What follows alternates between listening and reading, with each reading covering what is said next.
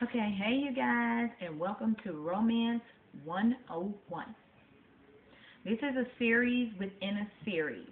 I decided that I know that I give you guys relationship advice or my personal view on certain things pertaining to relationships. You use it as you see fit as long as it's in a healthy way. But I decided that there's like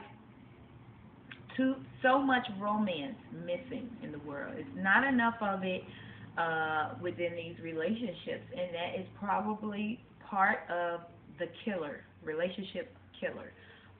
Well, there are many things that can kill a relationship, but lack of romance is probably a bigger issue than people think it is. Or even do they even think about it these days? You know, a lot of couples just hop in the bed, if the bed ain't popping, then they think they have nothing, and it becomes a problem. So I'm just gonna want to leave you guys with some tips on romance.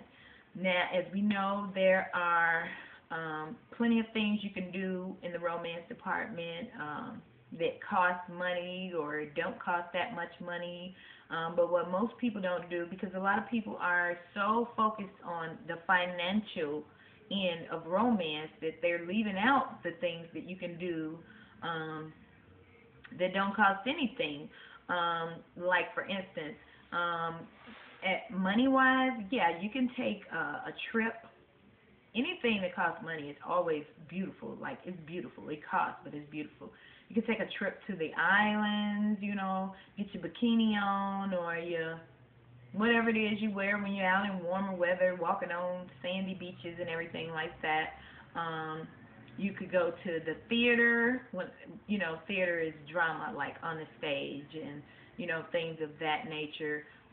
You could jewelry is a plus for men and women. Women, we can buy him jewelry, buy him that watch he's been looking at wherever he's been looking at. If he's at home and he comments on a certain commercial or a certain type of watch, or every time he see it, oh that's nice, or even if he don't say it, like his facial expressions, you should be able to pay attention to what he does and how he reacts to things to have an idea on what you could buy for him or give him, stuff like that. Flowers are always good. Ladies, we can buy flowers for them. One flower, I think. I probably wouldn't buy him more than one, but give him one flower and tell him that flower symbolizes him being the only one for you, or being the only one that you see. You know, guys, give your girl flowers. Give her one flower. You can give her one flower, or you can give her many. Um, Same thing goes for the single flower. Actually, it serves two purposes. If you give her one flower by itself, then of course she's the only one for you, blah, blah, blah, or whatever beautiful, sensitive thing you could think of that goes with that. Or you can buy her several flowers of a particular color and make sure that one of those flowers is different from the others, and tell her she stands out from everybody else, or she's one in a million, or if you want to be funny, tell her she's one in a dozen. She might find that funny. You can buy things to do together, like, I like building stuff. I like tearing stuff down. So when he breaks out the tools, honey, I want to use them. I want to help him. He owns, a property or whatever. So if he gotta fix something in there, I will offer to help him fix it. Romance, instant romance. Hey, give me the hammer. I'll nail them up for you. You go, you drill the holes. I get the nails and drill the holes, whatever. That's free romance right there. Other things you can do for free in the romance department is write him a love letter. Mail the letter to your house. If you live together, mail the letter to him. Even though y'all live together, you can put stuff in the mail that's going to come to the house from you. If y'all live separately, mail the letter to him or her. You can mail love letters to either party. On your anniversary or whatever, because people don't expect to get things in the mail from, of course, UPS stuff, but you don't expect to get like a love letter in the mail from your significant other, whatever station they hold, whether it's boyfriend, girlfriend, husband, wife, fiance, whatever. Even if you're in the dating phase of your relationship, it's so romantic. Like, who expects to get a letter in the mail from the other party? Nobody. Definitely not these days. You can either write the letter like a regular letter, like you're talking, the words, or you can get all 007 on them, and you can write a letter in scramble form.